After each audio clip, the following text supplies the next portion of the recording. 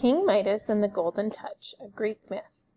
Long ago there lived a king named Midas who was very rich. King Midas was so rich that he had more gold than anyone else in the whole world. The king also had a daughter named Marigold who was kind and good.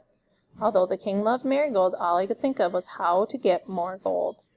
As the king was counting his money, a fairy appeared. The fairy told the king that she would grant him one wish. Very quickly the king replied that he wished that anything he touched would turn to gold. The fairy told the king that his wish would be granted at sunrise tomorrow.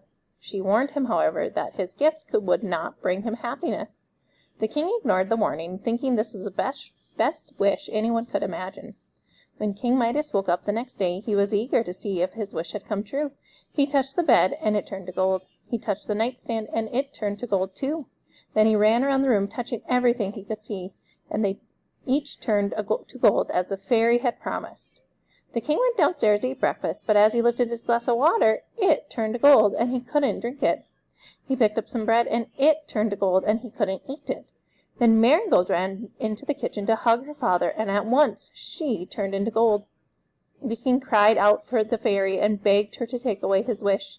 As the king told the fairy that he had learned his lesson, she took pity on him and told him to take a pitcher to the pond and to fill it with water. When he sprinkled the water on anything he had turned to gold, it would change back. The king did what the fairy said, and with a thankful heart he sat down to breakfast with his daughter.